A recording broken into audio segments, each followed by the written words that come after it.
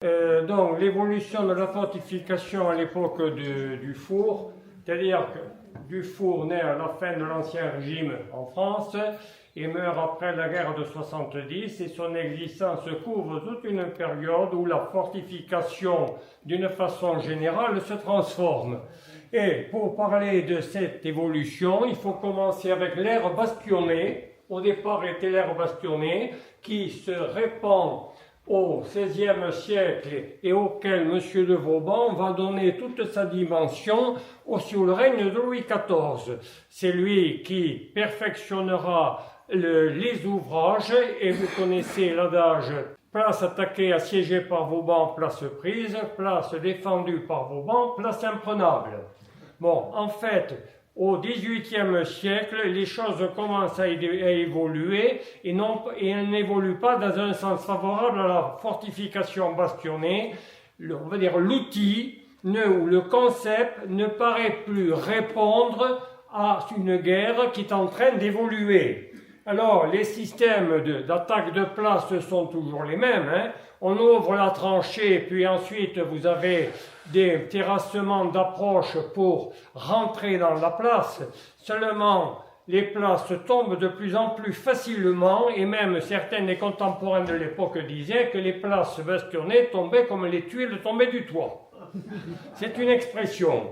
Donc, or, il y a des explications qui sont techniques et humaines. Il y a les progrès de l'artillerie qui gagnent en précision et en portée, et de ce côté-là, la construction bastonnée n'arrive plus à suivre.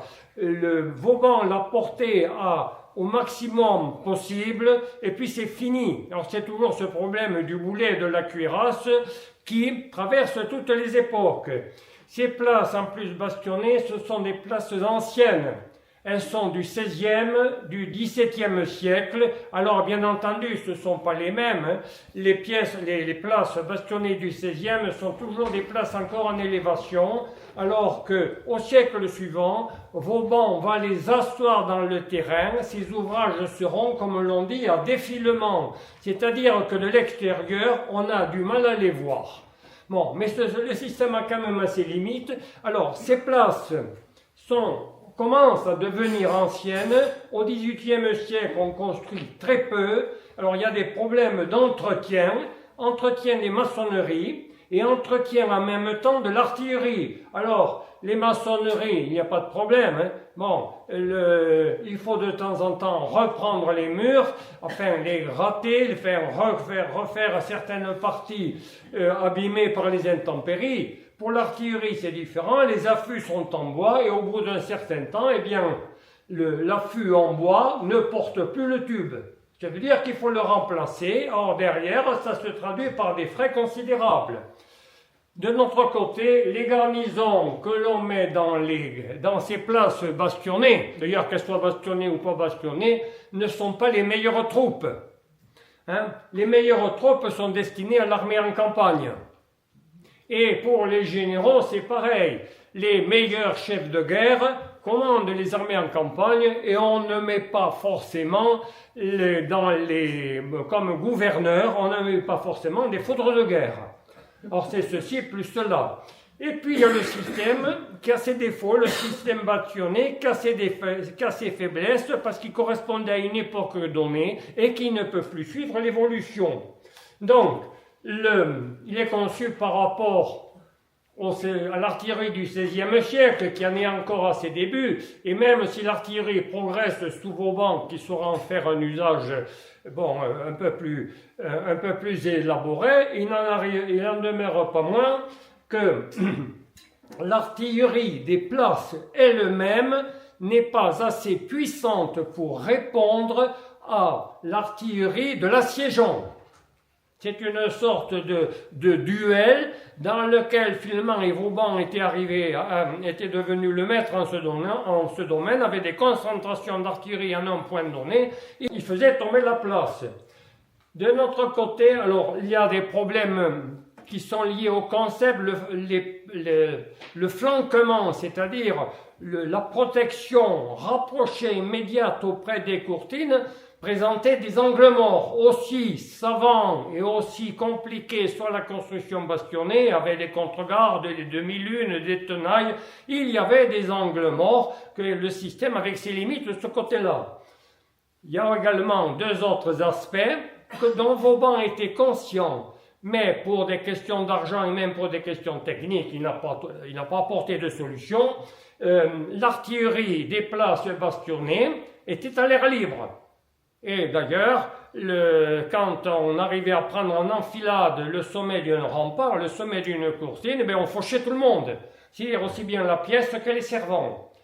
Alors, il aurait fallu casemater, Vauban y a pensé, seulement qui dit casemater, se lancer dans des travaux, ça veut dire mettre un maximum de pièces sous abri, de telle manière à ce qu'elles encaissent les coups beaucoup plus facilement, mais derrière il y a des considérations de coûts, et puis techniquement, quand on fait une casemate, il y a des problèmes d'humidité. Et des problèmes d'humidité et de notre côté des problèmes d'évacuation de la poudre. Or, l'artillerie de cette époque-là, jusqu'à la poudre sans fumée, seulement il faut dépasser 1870, c'est une artillerie qui dégage énormément de fumée. Alors on trouvera la solution, mais en cours de route. Et enfin, dernier point qui n'est pas neutre, il n'y avait pas de double enceinte. Ça veut dire que lorsque la brèche était faite, parce que tout était fait où on tapait pour faire brèche, ou par une mine, par des galeries souterraines, on provoquait l'effondrement d'un pan de mur, à ce moment-là, le corps d'attaque ne demandait qu'une chose, à s'engouffrer. Mais dès que la brèche était faite, la place était perdue. Et en règle générale, le gouverneur faisait battre la chamade, c'est-à-dire un roulement de tambour particulier, qui était une façon d'indiquer à l'assiégeant que l'on se rendait, ça évitait le pillage. Voilà, donc, faire une deuxième... Vauban y a pensé également, mais derrière on en arrive à regardez la place de Neubrisac, qui est le sommet de l'œuvre de Vauban, au point de vue dans le domaine de l'art bastionné. Imaginez, pourtant, qui est compliqué, mais imaginez une deuxième enceinte, ça devient quelque chose de gigantesque et d'énorme.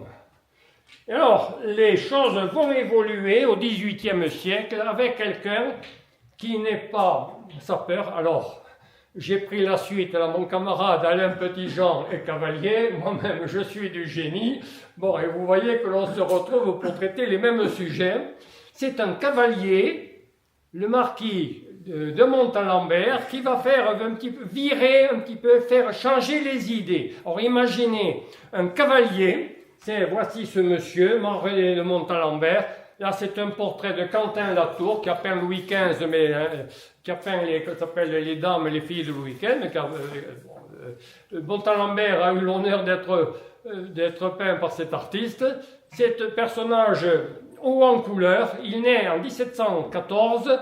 Il meurt en 1800, c'est-à-dire qu'il meurt à la fin du règne de Louis XIV. Louis XIV, c'était en septembre 1715. Et en 1800, nous sommes sous le consulat.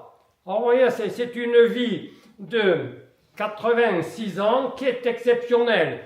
Pour la petite histoire, il se remarie à 80 ans. Et il a un gosse. Et il a une fille.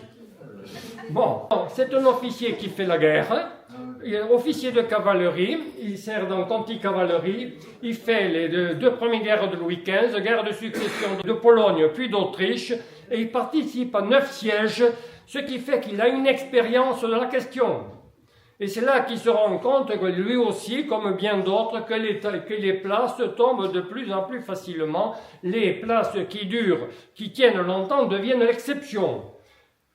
Il est maître de forge à un moment donné, c'est-à-dire qu'il a monté une entreprise pour fondre des canons au profit de la marine royale. L'état de noble interdisait de travailler sous peine de dérogeance, sauf dans certains métiers comme maître de forge ou maître verrier.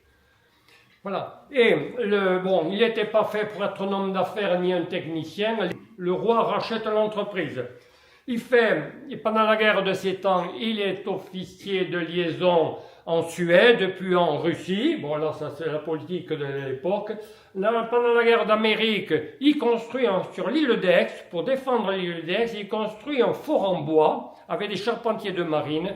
Et ce fort en bois a la particularité d'être bourré d'artillerie. Et c'est le virage, quelque part. On va passer de la construction en bois à la construction en maçonnerie, mais c'est cette idée de donner à la défense une puissance de feu telle que la défense l'emporte sur l'attaque. Et ça, c'était l'une des idées de Montalembert.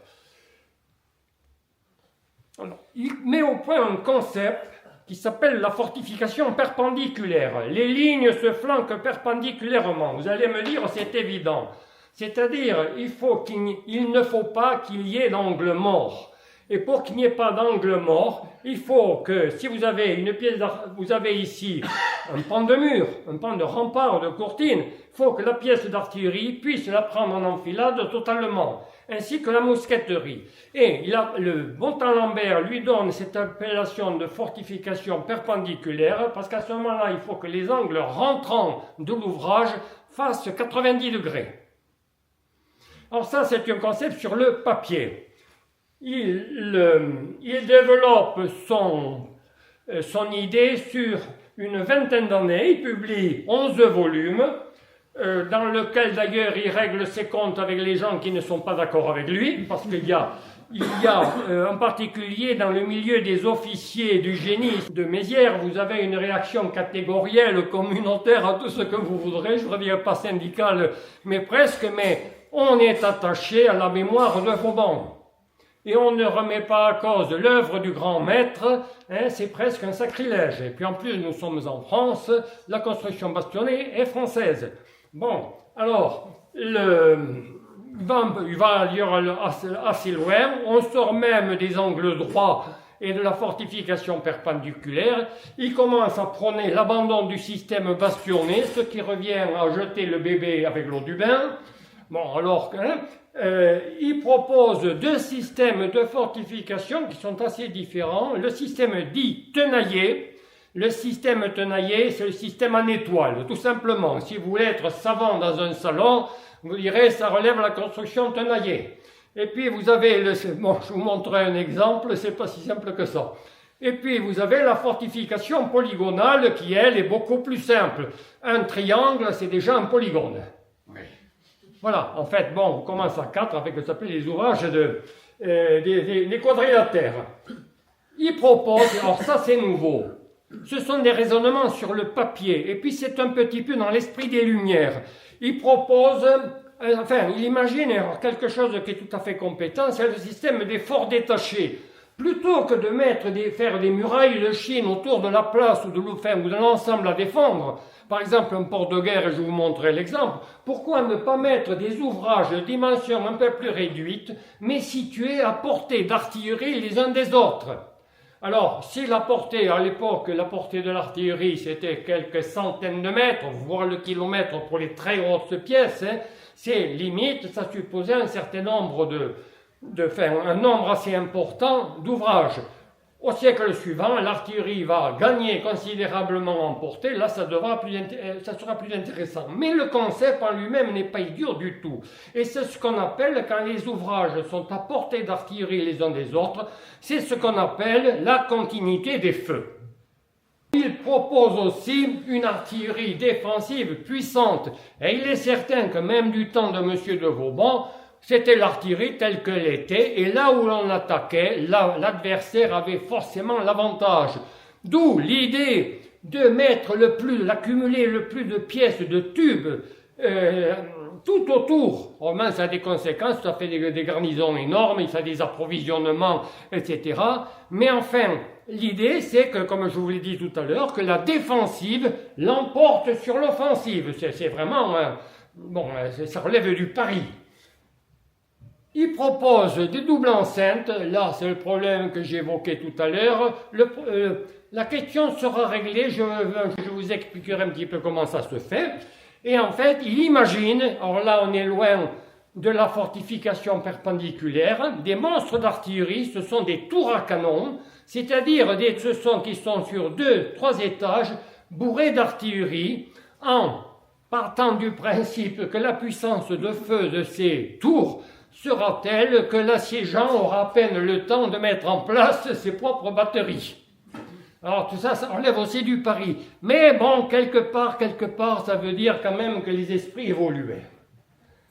Alors, le système tenaillé, le système, alors, c'est un croquis, hein, c'est un système assez compliqué. Les angles rentrants font 90 degrés, fortification perpendiculaire oblige, et les branches de l'étoile faisaient à peu près 60 degrés, ça vous faisait ce qu'on appelle un dodécagone, c'est-à-dire une étoile à 12 branches. C'était des constructions énormes et compliquées. Et puis plus simple, et là, il n'y a pas de problème, c'est un polygone qui peut être un pentagone, un hexagone, tout ce que vous voudrez, ou même un carré ou un rectangle, avec au milieu un ouvrage saillant qu'on appelle la caponnière qui assure la défense rapprochée. Alors là, tout est perpendiculaire, il n'y a aucun problème, les murs sont pris en enfilade.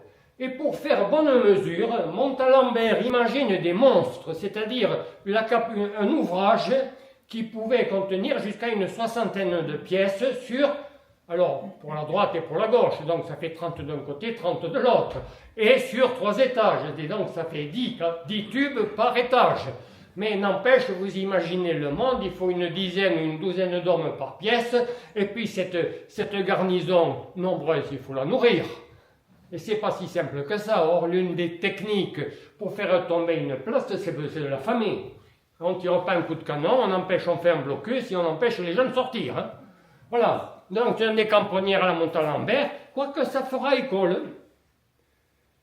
Bon, et les tours à canon, ce sont des échafaudages, des empilements d'étages bourrés d'artillerie. Alors, voici une tour d'artillerie ici, puis là, le bastion. Alors, la tour d'artillerie couvre le bastion, mais le bastion lui-même est casematé, et dans les casemates, vous avez autant de meurtrières que de tubes, c'est-à-dire c'est bourré d'artillerie. Alors, il est certain que quand on veut s'approcher, d'ailleurs, c'est pas la peine. Hein. Ça fait des ouvrages absolument imprenables. On voit pas très bien. Il existe dans le sud-est de l'Angleterre, dans le Kent, un ouvrage qui a une sorte de tour d'artillerie à 3 étages, et ça date de Henri VIII. Vers 1540, c'est le château de Lille. Et en fait, Montalembert s'est très certainement inspiré pour beaucoup de choses de ce qui se faisait déjà sous la Renaissance et chez les Italiens en particulier, qui sont des gens très ingénieux. Le système des ouvrages détachés, il y avait déjà pensé. Alors les techniques ne permettaient pas d'aller jusqu'au bout, mais enfin dans les traités de fortification de l'époque, c'était des choses qui étaient évoquées et Montalembert les connaissait. Donc, si vous voulez, il a synthétisé beaucoup de choses, mais il n'a pas forcément la paternité de tout. Bon, là c'est le port de Cherbourg. Alors c'est le port de Cherbourg que vous connaissez là au nord du Cotentin, port de guerre extrêmement sensible. Le grand port de guerre, c'était Brest. Et puis pour des questions après c'est Toulon qui va le supplanter. Mais à un moment donné, vous voyez le Cotentin dirigé vers l'Angleterre, qui est une menace donc directe. Bon, eh bien, Louis XVI lance les premiers travaux pour constituer une digue qui protège l'entrée du port. Hein. C'est la seule fois où il sort de Versailles d'ailleurs. C'est vers 1787, et on commence à poser les fondations de la digue, mais le Montalembert s'intéresse au projet, et là il propose donc un système de 2 enceintes de forts détachés. Ça ne sera pas réalisé, mais enfin l'idée est dans l'air et elle sera mise en œuvre au siècle d'après. Alors bien entendu, comme je dis, nous sommes en France, dès que l'on déplace un caillou, oui, ça provoque une émeute, et nous n'avons pas chargé, nous sommes égaux à nous-mêmes. Et le milieu du génie, des officiers de génie, sous la direction de leur directeur, là, monsieur de Ramécourt, eh bien, on ne touche pas au grand Vauban et à ses successeurs, c'est un sacrilège, c'est un blasphème. Mais, il y a des gens qui commencent à évoluer. Alain, mon petit Jean, vous a montré le portrait de Carnot, là, de Lazare Carnot. Il faisait partie de ces officiers qui étaient assez ouverts aux idées de Montalembert et qui ont défendu le personnage. Dans sa bougeait, et puis dans tous ses corps, il y a toujours celui qui, dans ses corps soudés, il y a toujours celui qui ne pense pas comme tout le monde. hein, qui est un petit peu, c'est le loup blanc, ça existe partout, hein, c'est dans la nature humaine. Hein. Alors je disais, la fortification bastonnée française, et elle le restera effectivement.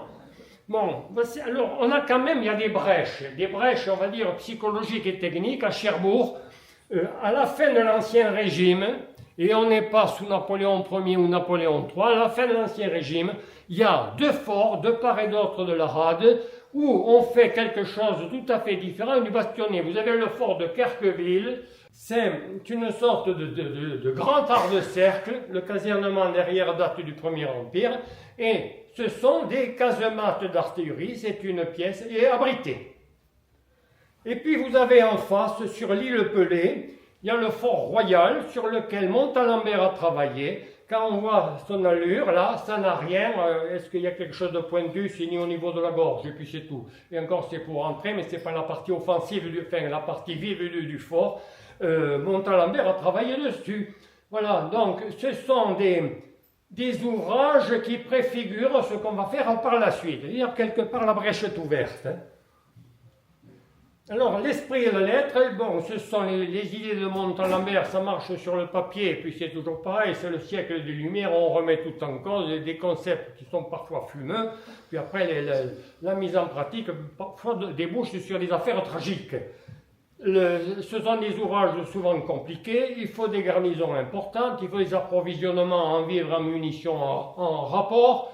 Les tours d'artillerie, qui sont de véritables échafaudages, sont vulnérables, et Montalembert va vous répondre. La puissance de feu de l'artillerie de la tour aura le dernier mot sur l'assiégeant, il n'aura même pas le temps de mettre ses batteries en place, si l'on veut. Mais on est dans une époque, c'est le siècle des Lumières, on remet tout en cause, on remet le système monarchique en cause, tout on remet en cause, l'église, on remet tout ça, et la fortification bastonnée se fait emporter aussi dans le mouvement. C'est comme ça que Carnot s'engouffre dans la brèche, et il n'est pas le seul. Ils ne sont pas nombreux encore. En fait, il faut attendre la Révolution française. Pas la Révolution française, c'est surtout de la guerre en race de campagne. Il y a quelques sièges, mais on ne s'occupe pas de fortifier. Il y a d'autres préoccupations. Il s'agit déjà de tenir tête à toute l'Europe à qui on a déclaré la guerre, et sur terre et sur mer. Ce qui fait qu'il faut attendre le coup d'État du 18 Brumaire. Messieurs, la Révolution est terminée, hein, pour que l'on reparte à zéro. On va maintenir le système bastionné, mais beaucoup plus simplifié. Comment il s'appelle? Dufour à Corfou fera un peu de bastionné. Alors bon, il était simple officier, enfin simple, hein, mais n'empêche, bon, il y a des ouvrages, on rompt pas avec le passé comme ça, mais il y a des ouvrages qui vont s'en détacher. Alors bon, je vais essayer de vous faire simple. Hein. Il y en a un au nord de l'Italie, au nord de Brescia. Et au nord à la Rocca d'Anfo. La Rocca en italien, c'est la place forte, c'est la forteresse. Hein. Vous avez, moi je suis gersois, vous avez Roquefort. Les origines de ma famille sont là-bas. Roquefort, la Rocca, c'est la forteresse ou le château. Dans la Rocca d'Anfo, il y a la petite ville d'Anfo qui est sur le bord du lac d'Hydro. Et puis il y a le Fort Boyard que tout le monde connaît. Alors vous me direz, dans Fort Boyard, quel rapport il y a avec la construction bastonnée? Aucun. Alors rapidement, parce que c'est... Bon, derrière, il y a des promoteurs qui poussent à la roue, qui font évoluer les choses.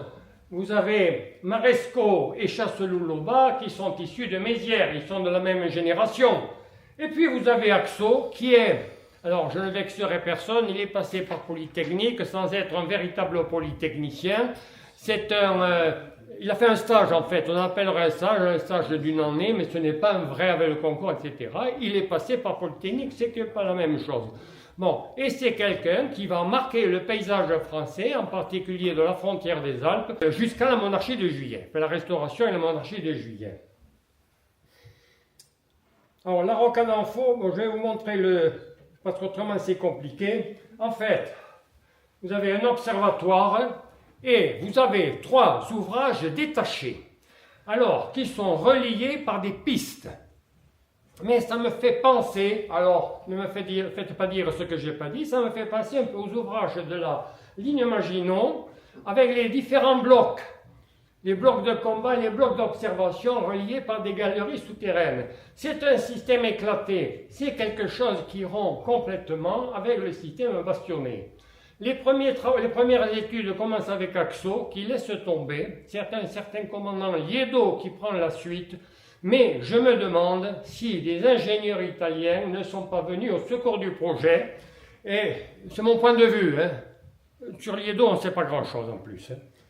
C'est quelqu'un qui est formé sur le tas, c'est pas quelqu'un qui est sorti des ponts et chaussées, de Mézières ou de Polytechnique, c'est quelqu'un qui...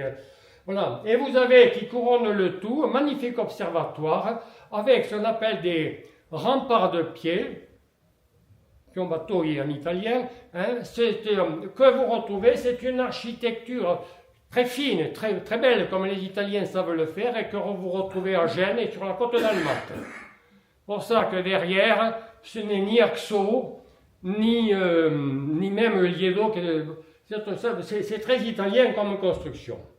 Et puis Fort Boyard. Alors Fort Boyard, il devait y avoir un étage, en fait il y en aura 3, c'est un 74 canons, comme le bateau du même nom, et on devait tenir tête aux Anglais. Au départ, il ne devait y avoir qu'un seul niveau, il y en aura 3, et ça sera terminé au moment de l'entente cordiale sous Napoléon III. Ce qui fait que comme ouvrage, il ne sera jamais armé, et il servira accessoirement de prison, mais jamais de fort. Et maintenant, il sert à autre chose. Sous Napoléon Ier, l'architecture militaire est française. Tout simplement parce que l'Europe est française. C'est la France des 135 départements, mais vous avez la Confédération du Rhin, qui est un allié de la France et qui sert d'État tampon contre l'Autriche et la Prusse, et vous avez la pauvre Prusse prise en tenaille avec le Grand-Duché de Varsovie. Ce qui fait que les ingénieurs français, majoritairement sortis de Mézières, vont construire, fortifier un peu partout, souvent sous les directives de Napoléon. Il faut que ça soit construit rapidement, que ça soit efficace et que ça ne coûte pas cher. C'est le beurre et l'argent du beurre. Mais les directives sont un petit peu comme ça. Et Napoléon disait très précisément ce qu'il voulait. Alors, je vais vous montrer le type d'ouvrage qu'on était capable de construire à l'époque. On va aller à Ostende, en Belgique. Hein, il y a le canal d'Ostende, et il y avait 2 forts pentagonaux qui sont magnifiques. Il y en a un qui a disparu, il y a une piste de course pour chevaux aujourd'hui, qui est devenu le fort Wellington, et le fort Impérial, qui est aujourd'hui le fort Napoléon. Voilà à quoi ressemble le fort Napoléon, c'est un pentagone. Avec une courtine extérieure, un repas extérieur, et puis là, des ouvrages qui servent de traverse. En fait, ce sont des caponnières. Donc, là, la construction bastionnaire, rien à voir. Et en Italie, on va faire également, alors en Italie, Napoléon avait imaginé le long du Rhin, mais là aussi, ce qu'on appelait les places de dépôt, qui servaient de base de départ à la grande armée et de point de retraite. Et en Italie, parmi ces places de dépôt, il y avait Alexandrie. Il devait y avoir Zara plus tard, mais les choses ne se feront pas. Alexandrie qui servait de point de départ pour marcher en direction de l'Autriche. Eh bien, Chasseloup-Laubat double le corps de place et la citadelle d'ouvrages complémentaires auxquels on va donner le nom de Fort d'Alexandrie. Ça va devenir un terme générique.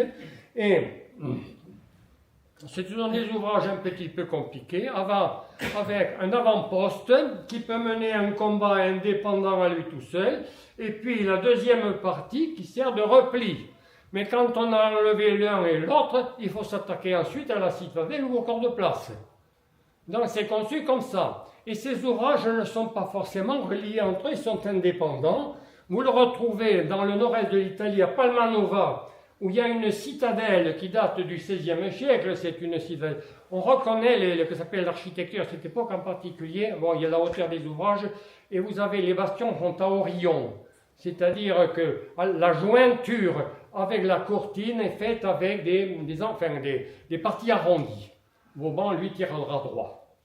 Voilà. Et donc là, vous avez 3 ouvrages. On les voit encore un petit peu sur Google Maps. Il reste quelque chose, hein, qui faisait finalement une deuxième ancêtre. C'est le conseil des fronts d'Alexandrie. Là, nous sommes, vous avez à peu près la même chose, il y a des ouvrages indépendants. Nous sommes sur les bords, en Pologne, nous sommes sur les bords de la Vistule, à la jointure de la Vistule et de la Narew. Donc, c'est pareil, le système de Chasselouba a fait école dans une certaine mesure. Alors, je vais avancer parce qu'il y a l'œuvre du Premier Empire. Vous avez en contrebas de la Hougue, nous revenons dans le Cotentin, je vais parler de chez Hérault, où il y a eu le désastre de la Hougue de 1892. C'est l'une des îles Saint-Marcouf reçoit tout simplement une tour à canon.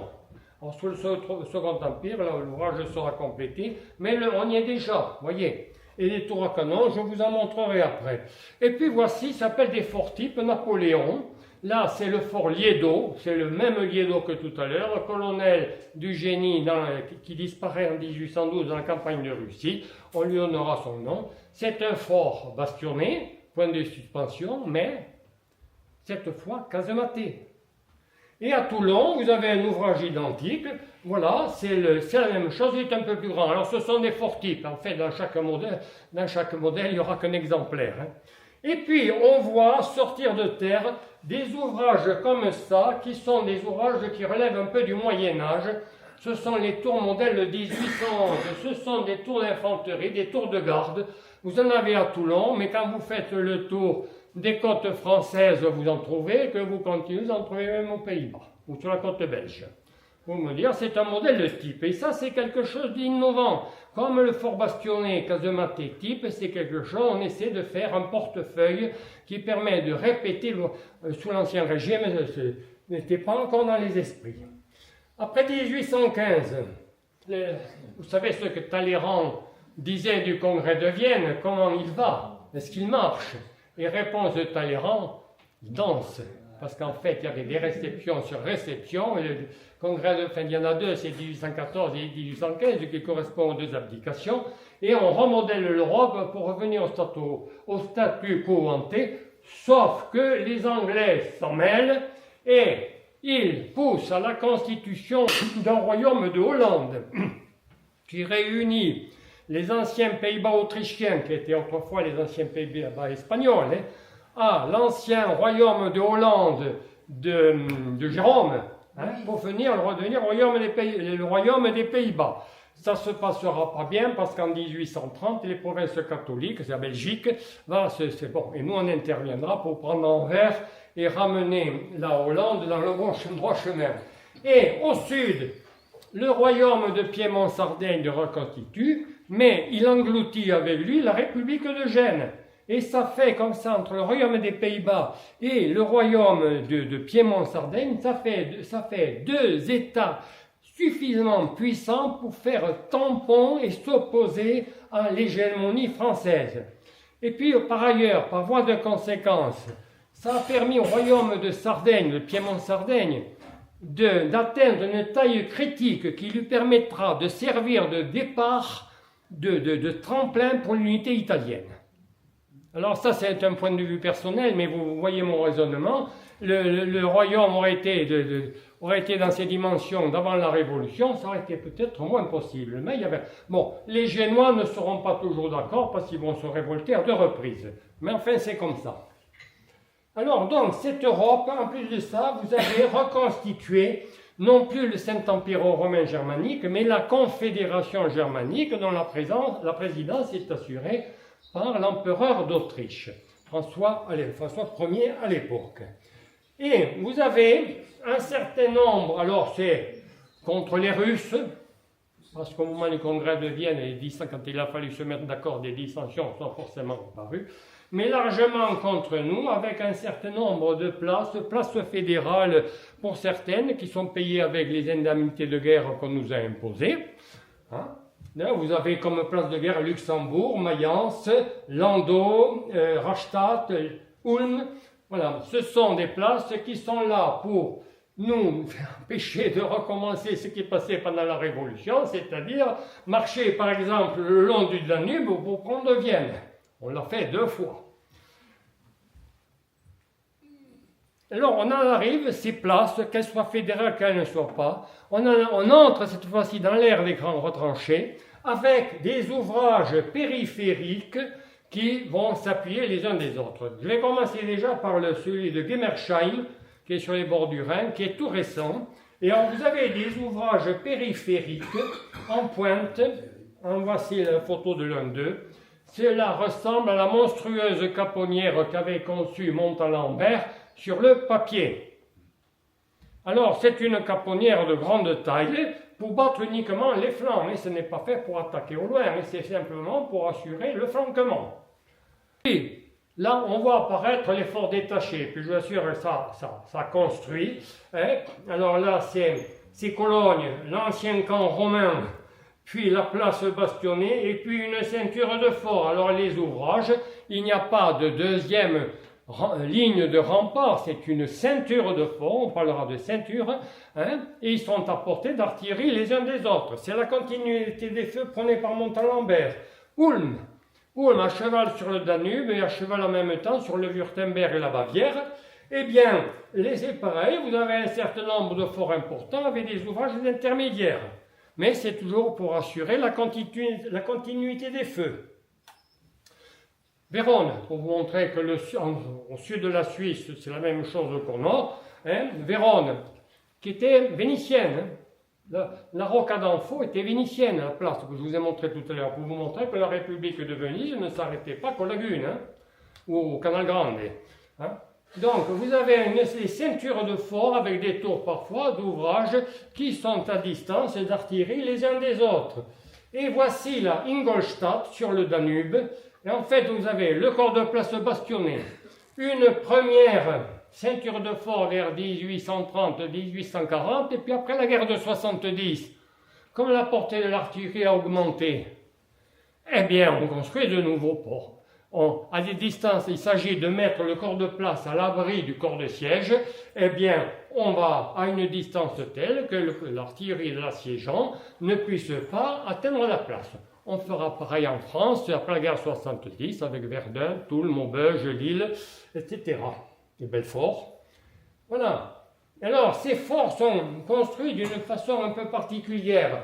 Vous avez l'ouvrage lui-même avec souvent un cavalier. Le cavalier, c'est une suite de terrassements qui supporte les pièces. Hein. Mais chaque fois, ils sont équipés d'un réduit. Voilà, ça, ce sont des forts allemands à Cologne. Ça, là, nous sommes à Vérone. Hein, ce sont des forts italiens. Et vous avez le ridotto, c'est-à-dire le réduit. Hein, c'est-à-dire qu'après avoir fait tomber la ceinture l'enceinte extérieure de ce fort détaché, ben, il reste le réduit à réduire. Voilà. Et là, on retrouve les idées de Montalembert. Évidemment, le problème technique, c'est de trouver la solution. Ça n'est une. Voici le fort de Ulm, c'est le fort d'Obererkuber. Hein. Donc, vous avez une enceinte. Les aux angles, ce sont de petites tours d'artillerie qui servent de caponnières mais qui tirent dans toutes les directions. Et vous avez un solide réduit derrière. Et là, vous avez un cavalier pour les pièces qui assurent la défense principale du fort. Königsberg. Or, Königsberg, c'est un bastion avec une caponnière de tête, ce qui est nouveau, là, au niveau du saillant. Mais vous avez les premières ceintures d'ouvrage, un fossé d'eau, puis un réduit. Et c'est toujours le même principe. Et puis, c'est l'ère des tours d'artillerie. Alors, ces tours d'artillerie, je vais vous en montrer quelques-uns. Là, je fais défiler. On parlera même, dans les textes, on parlera carrément de tours Montalembert. Alors, ce n'est pas des tours tels qu'ils avaient imaginé, mais ce sont bien souvent en briques. En plus, la brique a un avantage sur la pierre. Elle s'effrite, elle s'émiette. Mais elle encaisse le choc mieux que la pierre. Le matériau est plus élastique. Voilà, là nous sommes à Königsberg, il y en a deux. Là nous sommes, alors c'est un coin perdu, Swinemund, c'est perdu sur la Baltique. Pour vous montrer qu'on en fait partout, là on est à Kiev, je ne sais pas s'il y en avait deux identiques et puis une troisième, je ne sais pas dans quel état ils sont aujourd'hui. Mais enfin, pour vous montrer que ça se fait, c'était la Russie à l'époque. Hein. On jouait qu'au sud-est du Trek. Pareil, et puis il y en a une autre aussi. Hein. Il y a celle-là. Là, nous sommes à Venise. Et puis vous avez les fronts d'artillerie qui sont particuliers à la construction italienne. Les Italiens sont des bâtisseurs, sont des constructeurs. Ils font, avec les indemnités de guerre françaises, ils font les choses en grand. Ils verrouillent toutes les descentes ou les accès au col. Et ils construisent de véritables monstres. Vous avez le fort de Bar que Bonaparte avait fait détruire, puis Napoléon s'est mordu les doigts que Bonaparte avait fait détruire, les Italiens reconstruisent, donc ça, ce sont des bâtisseurs, et en fait vous avez des batteries, et là vous avez le casernement, mais également avec des casernements d'artillerie. Alors le principe, quand une armée, l'armée française descend comme artillerie, elle descend avec ses pièces de campagne. Les pièces de siège sont tout à fait derrière, s'il faut en amener. Mais ce qui fait que les pièces de campagne ne font pas le poids devant cette artillerie qui est abritée dans ces constructions-là. On continue avec les Seyons. Alors les Seyons, c'est pareil, vous avez deux bâtiments il y a 9 casemates, 9 pièces, et c'est suffisant pour empêcher les gens, pour défendre la route.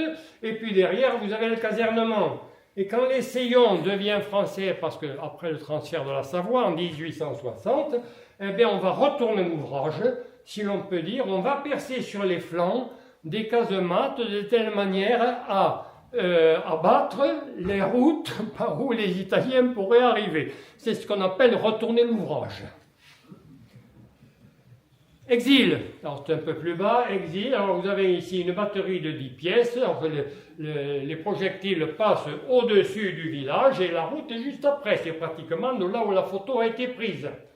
Bon, alors bien entendu, derrière avec un casernement très important. Comme construction, c'est quelque chose de presque théâtral, c'est vraiment très italien. Fenestrelle, alors Fenestrelle, ça date du XVIIIe siècle, et c'est presque une muraille de Chine sur plus d'1 kilomètre. Vous avez des ouvrages qui montent. On a vu hier le relief de Fenestrelle. Et celui qui l'a conçu, c'est le Bourbon italien au XVIIIe siècle, Bertolo. Bon, Binabio, le dessin est plus explicite que la photo. Voilà. Alors, les forts à canon, ce sont des forts boyards dans les 2 ports russes. Alors, on va chez les Russes, à Kronstadt et à Sébastopol, et on comprend pourquoi la flotte française et la flotte britannique ne s'y sont pas frottées. Vous avez le fort Alexandre, une centaine de pièces. Et puis, ce n'est pas le seul ouvrage. Voilà. Et à Sébastopol, c'est la même chose, ce qui fait qu'au lieu de forcer le passage dans le port, qui est défendu par plusieurs ouvrages du même genre, eh bien, on va mener une guerre de siège à l'ancienne. Avec la prise de Malakoff et tout le reste. Bon, voici c'est le fort Constantin. La casemate Axo, qui est un système qui permet à la fumée de dégager. Alors, cette casemate Axo fait école partout. Là, vous êtes à Belfort. Mais là, vous êtes dans un fort britannique à Portsmouth. Les Britanniques, mais partout. Et vous retrouvez dans les textes. Entre les 2 empires, on revient à l'ère bastonnée, on y reste, sauf qu'on le simplifie. Ça, c'est le Mont Valérien. Là, c'est le fort d'Aubervilliers, c'est du bastionné, mais des bastonnés avec les pièces à l'air libre. Et en Suisse, long la frontière suisse, des ouvrages qui rappellent les constructions italiennes, pour l'écluse, Tournou, qui montrent que, voilà, ce sont des empilements de construction comme les Italiens l'ont fait. Voilà. Alors, sous le Second Empire, on termine le Fort Boyard. À Cherbourg, on construit un ouvrage, c'est un petit peu comme le Fort National ou le Fort Royal, voici la maquette. Et les Britanniques font en pleine mer, pour défendre les ports de Portsmouth et de Plymouth, font des ouvrages comme ça, qui sont des tours à canon en pleine mer. Voilà. Alors, là, je termine.